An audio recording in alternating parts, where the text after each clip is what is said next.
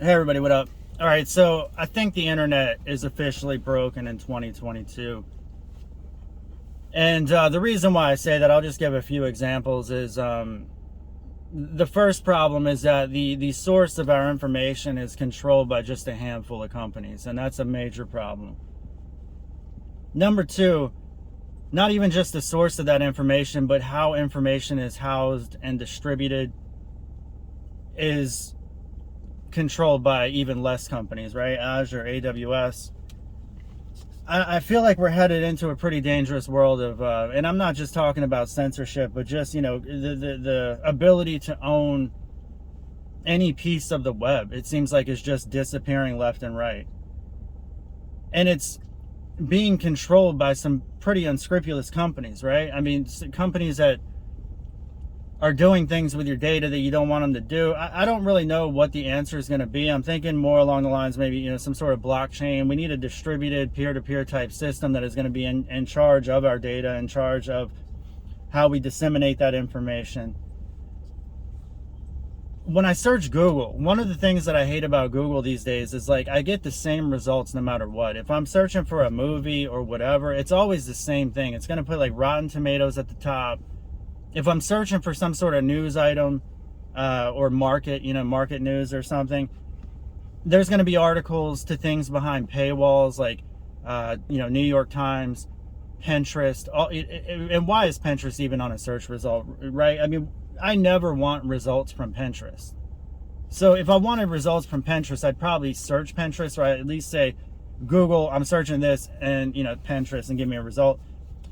I think secretly somehow, like, these companies are paying Google off. I mean, they probably pay Google millions of dollars every year or something so that they can show up. Who knows? I also saw on Hacker News the other day, this one guy did a Google search and his entire screen was all ads. And it's not like he had a small screen. He wasn't on a mobile device or anything like that. He might have had a smaller browser window, but it was like 6 different ads and it was taking up the entire fold. So Google itself is breaking their own rules.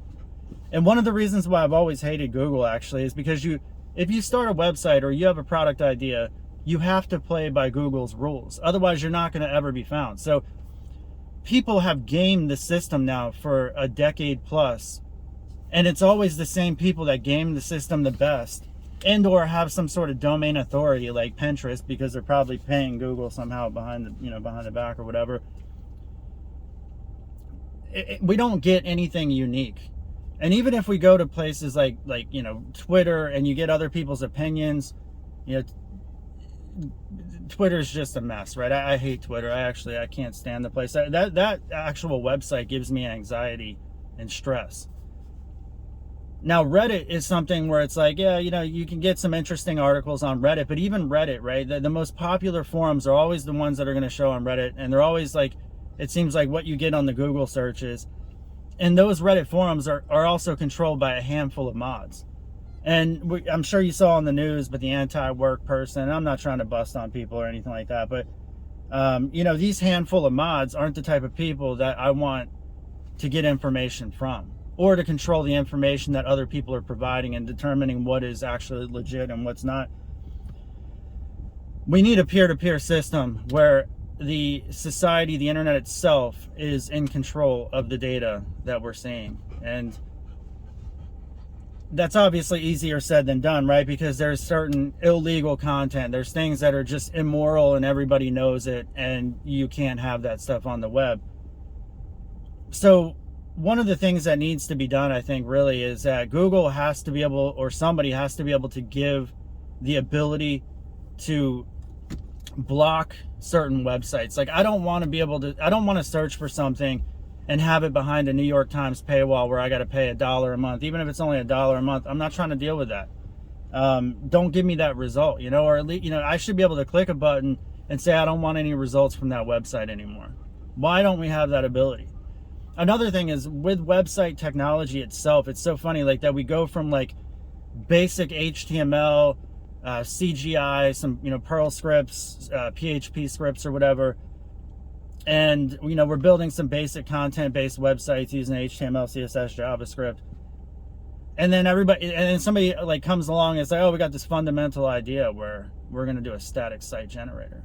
You know, 10 years after we've been doing static sites, or really 20 plus years. It's just funny, like now, and then we could, you know, the way we do CSS, it's like, oh yeah, you know, separate your styles from JavaScript, and now it's like, no, we don't want to do that anymore. Who's in control of these ideas? You know, like who says that you have to have a React-based website for any sort of static site? Why can't you just, like, we're gonna end up going full tilt, and we're gonna go back to writing our components in straight HTML. Like, somebody's going to come up with an idea eventually. They're going to be like, you know what, got this fundamental idea, HTML. Just going to write HTML with a little CSS, maybe a little external style sheet and external JavaScript, because that's what most websites are, and that's all that they need.